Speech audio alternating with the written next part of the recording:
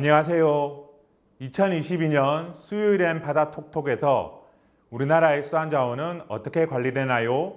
란 주제로 강연하게 된 국립수산과학원 윤상철 연구관입니다. 여러분들은 해양생물자원과 수산자원의 차이를 아시나요? 먼저 해양생물자원이란 해양 생태계를 구성하는 생물적 자원인데 사람이 이용할 만한 가치가 있거나 잠재적으로 쓰임새가 있는 유전자원, 생물 개체 집단, 생물체의 일부 따위와 같은 것들이 있습니다. 수산자원의 정의는 수산자원관리법에 나와 있는데 수중에 서식하는 수산동식물로서 국민 경제 및 국민 생활에 유용한 자원을 말합니다. 즉, 인간이 식용 및 기타 목적으로 실제 활용하기 위하여 인위적인 방법으로 어획의 대상이 되는 해양 생물을 말합니다. 그럼 수산자원은 왜 중요할까요? 수산자원은 국민의 단백질 공급원이며 수산물에 대한 선호도는 점차 증가하고 있습니다. FAO에 따르면 전 세계 1인당 수산물 소비량은 1986년에서 1995년간 1인당 평균 13kg이었는데 2019년에는 1인당 약 20kg으로 늘어났습니다. 우리나라 또한 2000년에는 1인당 약 37kg이었는데 2019년에는 약 69kg으로 크게 증가했으며 이는 세계 1위의 국민 1인당 수산물 소비량입니다. 그러나 수산물 자급률은 2019년 기준 68%에 불과했습니다. 즉, 우리나라에 필요한 수산물 소비량 대비 생산량이 68%밖에 되지 못한다는 의미입니다. 부족한 수산물은 외국에서 또 수입을 해와야 하니 그만큼 우리나라의 지출 규모가 늘어나게 되겠지요. 또한 수산자원은 큰 경제적 가치를 가지는데 수산업의 시장 규모는 2019년 기준 68조로 GDP의 3.8% 수준을 차지하고 있습니다. 2021년에 농수산식품 수출액은 역대 처음으로 100억 불, 즉 약 13조를 돌파하였는데 농수산식품 중 수출 1위는 6억 9,300만 불을 차지한 김이었습니다. 또한 수산자원은 자율갱신성 자원인데요. 즉, 알에서 깨어나 부화되어 자라서 가입이 되고 이용되고 남은 자원은 성장하여 산란을 합니다. 이렇게 다시 태어난 어린 새끼는 이용 대상으로 가입이 되는 무한 과정을 반복하게 됩니다. 반면 석탄, 석유, 가스 등의 광물 자원은 한번 사용하면 다시 사용할 수 없는 갱신 불가능 자원입니다. 여기서 전 세계 수산자원 생산량을 살펴볼까요? 보시는 바와 같이 FAO에 따르면 2020년 기준 전 세계 수산물 생산량은 1억 7,700만 톤입니다. 이 중 바다에서 수산자원을 어획하는 해면어업 생산량이 7,800만 톤으로 전체의 44% 수준을 차지하며 가장 많은 생산량을 기록했고 민물, 즉 내수면에서 수산자원을 기르는 내수면 양식 생산량이 5,400만 톤으로 30%, 바다에서 수산자원을 기르는 해면 양식 생산량이 3,300만 톤으로 18%, 내수면 생산량이 1,100만 톤으로 전체의 6%를 차지하였습니다. 해면과 내수면 어업 생산량의 합계 비율이 50.8%, 양식 생산량의 비율이 49.2%로 양분하고 있습니다. 해면어업 생산량은 연도별로 증감은 다소 있지만 전체적으로 2010년 이후 8천만 톤 내외에서 큰 변동 없는 생산량을 기록하고 있음을 알 수 있었습니다. 그럼 우리나라의 연근의 해면어업 생산량을 들여다볼까요? 그림에서 보시는 바와 같이 1970년대 평균 120만 톤 수준이었던 생산량은 1980년대에 접어들어 평균 152만 톤으로 증가하였지만 이후 꾸준히 감소하여 2010년대에는 102만 톤 수준으로 감소했습니다. 특히 2016년에는 약 90만 톤으로 역대 처음으로 100만 톤 수준 이하의 생산량을 보였고 2020년에는 93만 톤 수준을 보여 우리나라 수산자원의 생산량은 1980년대 이후 지속적으로 감소하고 있음을 알 수 있습니다. 대표적인 어획량 감소 어종 6종입니다. 쥐치는 1986년 한 해 약 32만 톤의 어획량을 기록했다가 2020년에는 2,000톤으로 99%의 감소율을 보였고 정어리는 1987년 약 19만 톤의 어획량을 기록했지만 2020년에는 약 1,100톤으로 쥐치와 마찬가지로 99%의 감소율을 보였습니다. 명태는 1981년 16만 톤의 어획량을 보였으나 현재는 어획량이 크게 감소하여 자원 회복을 위해 어획을 금지하고 있어 어획량은 제로를 기록했습니다. 갈치, 사로징어, 고등어류도 최고 어획량 대비 2020년 어획량이 각각 61%, 77%, 81%의 어획량 감소 비율을 보였습니다. 앞서 말씀드린 내용을 그래프로 보시니 조금 더 자세히 확인할 수 있죠. 학계와 연구기관에서는 쥐치와 갈치는 과도어획으로 인한 어획량 감소, 명태와 정어리는 과도어획과 기후변화에 따른 어획량 감소가 그 원인이라고 보고 있습니다. 이에 따라 쥐치가 많이 어획되었을 때 쥐치는 쥐치포로 만들어졌는데 어획량 감소에 따라 경남 삼천포의 쥐치포 공장은 절반 이상이 폐업하거나 도산 위기에 처하게 되었습니다.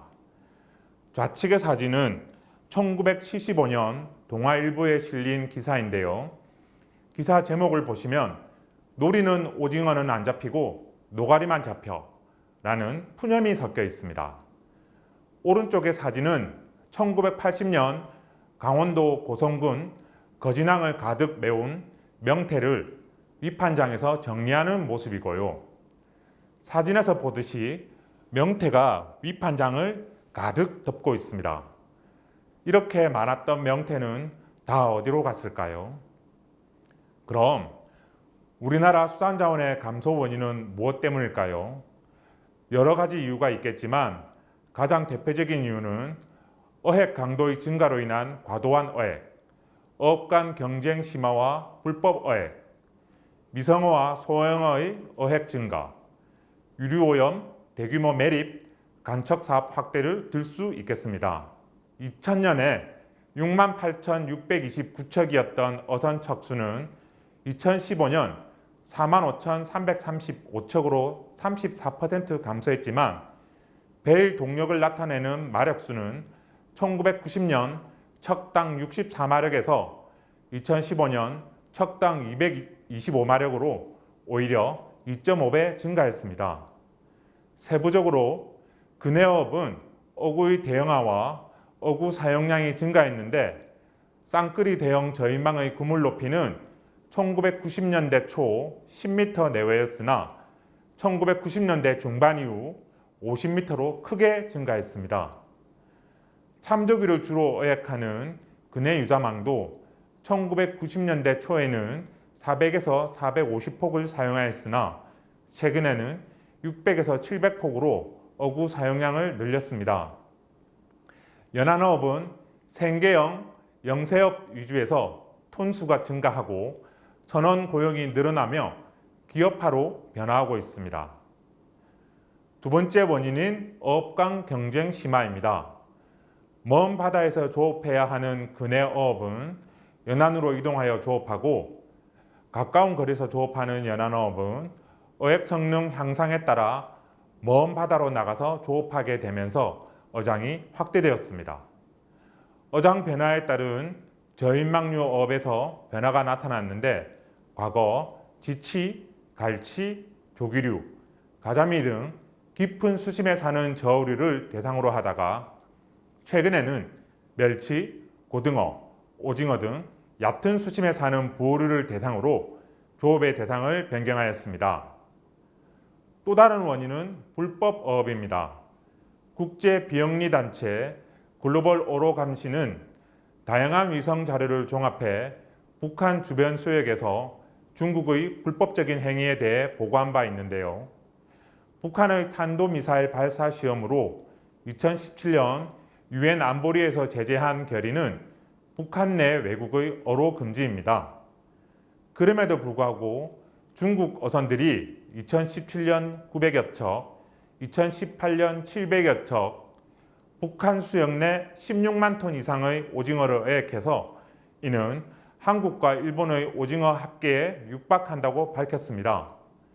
남에서 태어난 오징어는 우리나라 동해안을 따라 북한 수역으로 북상한 뒤 산란을 위해 다시 남쪽으로 회유하는 경향을 보이는데 북한 수역에서 오징어를 어획함으로써 우리나라 오징어 어획량은 급격히 줄어들고 있습니다. 또 다른 원인은 미성어, 소형어의 어획 증가와 환경오염입니다. 특히 그물을 사용하는 어업에서 어린 물고기의 비율 증가 현상이 뚜렷해져 평균 체장이 감소하고 가격이 하락하게 되었습니다. 이것은 즉 산란에 참여하지 못하는 미성어 남획으로 산란 자원량의 감소를 야기했습니다. 또한 유류오염, 바다를 메꾸는 매립, 간척 사업 확대 등으로 어류가 알을 낳을 수 있는 공간이 줄어들고 환경이 악화되었습니다. 어린 물고기의 생사료 유통도 원인일 것입니다.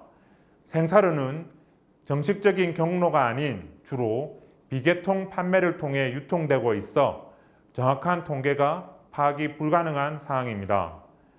미성어는 양식 생사료, 낚시 미끼, 새꼬시로 불리는 뼈채회로 주로 소비됩니다. 아래에서 보시는 표는 어류 양식 현황 조사 자료를 토대로 분석한 어류 양식에 투입되는 사료의 종류별 양과 비율을 나타냅니다. 어류 양식의 사료량에서 생사료는 최근 3년간 약 84%의 비율을 나타내고 배합 사료는 16%의 수준을 보였습니다. 이것은 바다에서 어획된 크기가 작아서 쓸모없는 어린 물고기 등이 어류 양식에 투입되는 비율이 약 84%라는 것을 의미합니다. 약 49만 톤의 생사료를 사용하여 생산된 양식 어류는 8만 4천 톤 수준에 불과하여 매우 낮은 효율을 보였습니다. 앞서 살펴본 것처럼 우리나라의 주요 수산 자원이 크게 감소하였다는 사실을 알 수 있었습니다. 그렇다면 지금 우리나라의 수산 자원의 상향이 어떤지 과학적으로 정확하게 조사를 해서 정확하게 파악해야 수산 자원을 어떻게 관리해야 하겠다는 관리 방안을 제시할 수 있겠지요. 그래서 국립수산과학원에서는 우리나라 수산 자원에 대한 자원 조사와 자원 평가를 실시하고 있습니다.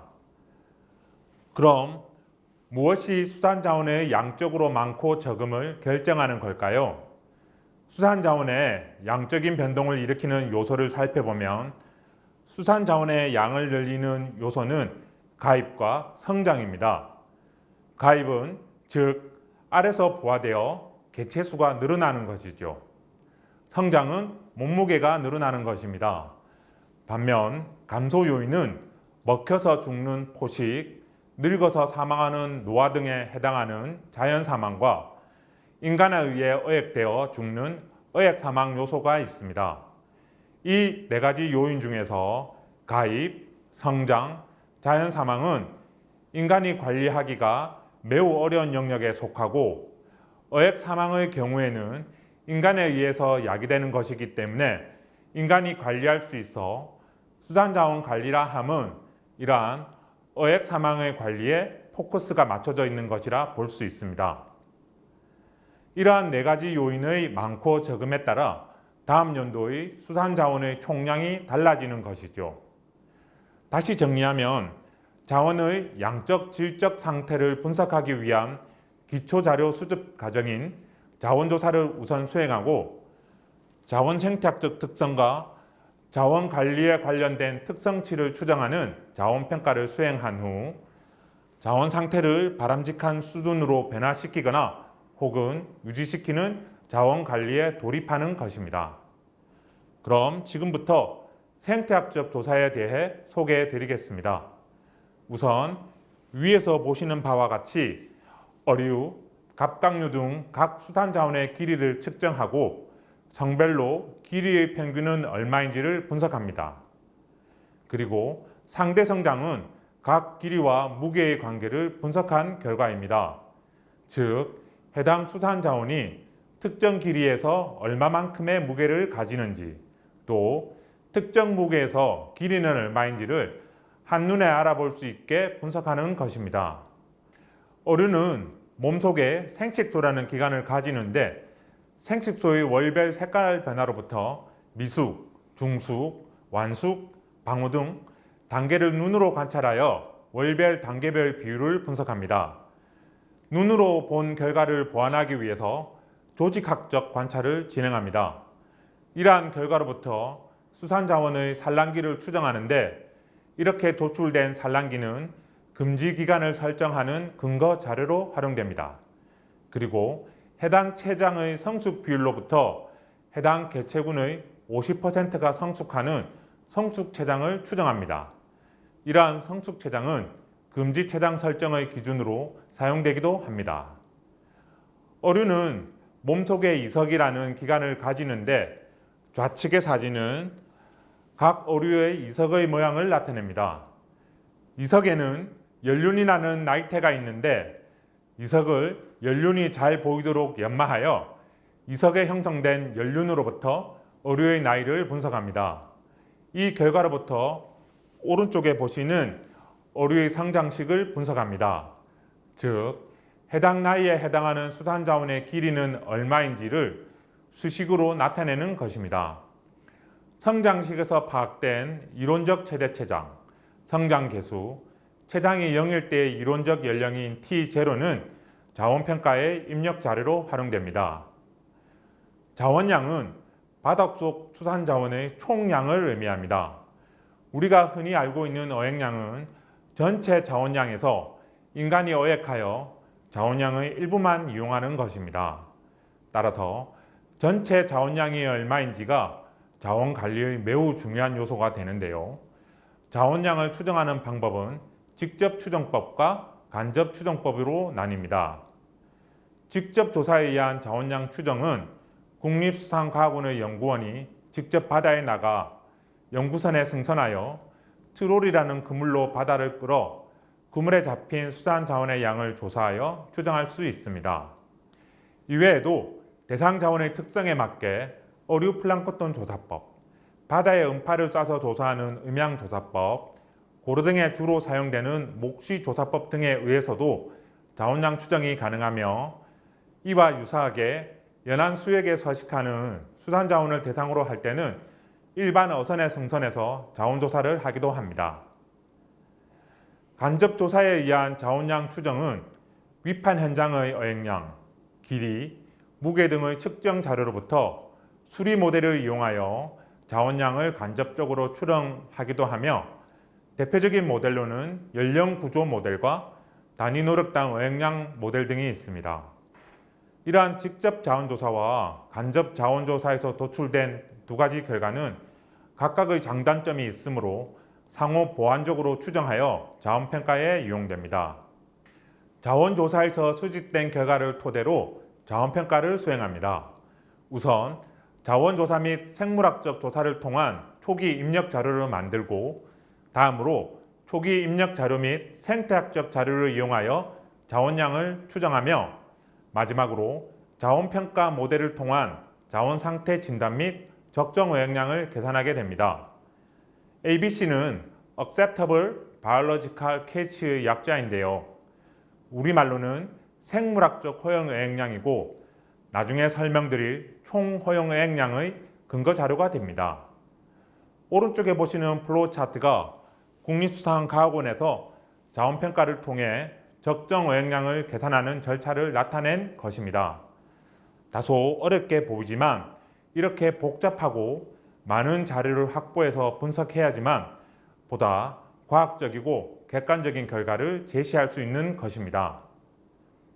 그럼 앞서 설명드린 대로 자원조사와 평가를 통해 수산자원의 상태가 어떤지를 확인했으니 오랫동안 수산자원을 이용할 수 있도록 수산자원 관리가 뒤따라야 할 것입니다. 지금 보시는 내용은 우리나라의 대표적인 수산자원 관리 수단들입니다.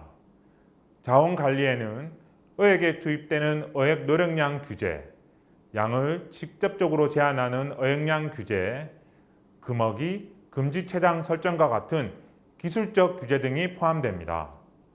그리고 직접적으로 자원을 늘리기 위한 자원 조성 수단들이 아래에 제시되어 있는데 대표적인 사항으로는 인공어초, 바다숲, 바다목장, 종묘 방류 등이 있습니다. 가장 대표적인 자원관리 수단에 대해서 설명드리면 먼저 금어기 금지체장입니다.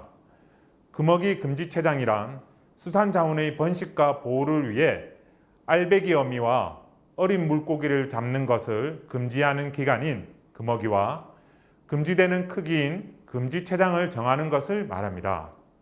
금어기는 알을 가진 어미를 보호하기 위해 주로 산란하는 시기를 중심으로 정하고 금지체장인 어린 고기 보호를 위해 어미와 어린 고기를 구분하는 기준인 성숙체장을 기준으로 조업 현장을 고려하여 어업인 등 이해관계자와의 충분한 협의를 거쳐 정하게 됩니다. 현재 우리나라에는 수산자원관리법에 의해 44종의 금어기가 42종에 대해 금지체장이 설정되어 있습니다. 예를 들어 대구는 1월 16일부터 2월 15일까지 어획할 수 없으며 크기 또한 35cm 이하의 대구는 잡아서는 안 됩니다. 또 다른 예는 고등어의 경우 4월 1일부터 6월 30일 중 1개월간 어획할 수 없는데 2022년 고등어 금어기는 4월 15일부터 5월 15일까지이며 금지체장은 21cm로 21cm 이하의 어린 고등어는 잡아서는 안 됩니다. 어종에 따라서 금어기와 금지체장이 모두 설정되어 있는 어종도 있고 금어기와 금지체장이 각각 하나씩만 설정되어 있는 어종도 있는데요. 금어기와 금지체장이 같이 설정된 어종은 그만큼 중요한 수산자원이라고 볼 수 있겠죠. 다음은 1년간 어획할 수 있는 어획량이 정해져 있는 총허용 어획량 제도, 즉 TAC입니다. TAC는 앞서 설명드린 국립수산과학원의 자원평가로부터 추정된 생물학적 허용 어획량, 즉 ABC를 토대로 사회경제적 요인을 고려하여 해양수산부에서 중앙수산자원관리위원회 심의를 거쳐 최종 확정됩니다. 2022년 7월부터 2023년 6월까지 15개 어종, 18개 어업이 TAC 적용을 받고 있으며 멸치는 2년간의 시범 적용을 거쳐 향후 TAC 적용 여부가 결정될 예정입니다. 2022년, 23년 TAC 양은 45만 659톤인데 금년도 갈치, 참조기, 삼치, 3개 어종이 TAC에 신규로 포함되어 전체 TAC 양은 전년도 27만 톤 대비 약 18만 톤이 늘어난 경향을 보였습니다. 예를 들어 TAC 제도의 적용을 받는 고등어는 2022년 7월부터 2023년 6월까지 대형 선망에서 14만 5,905톤만 어획하여야 하고 동해의 붉은 대게는 같은 기간 근해 통발에서 22,283톤만 어획하여야 합니다. 우리나라의 수산자원 관리 방향은 2019년에 발표된 수산혁신 2030에 제시되어 있습니다. 2017년 25% 수준인 TAC 관리 대상종 어획 비율을 2030년까지 80%로 올리는 것이 목표이고 이를 위해 과학적 자원평가와 통계 관리를 강화하고 TAC 확대로 TAC 양을 조사하는 수산자원 조사원 수도 단계적으로 확대할 예정입니다.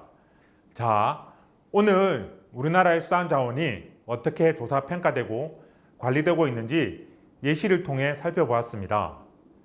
맛있고 건강한 수산물을 오랫동안 먹기 위해서는 정부의 노력뿐만 아니라 여러분의 사랑과 노력이 꼭 필요하니 어린 물고기를 보호하기 위한 치얼업 캠페인에도 많은 관심을 가져주시길 부탁드리겠습니다.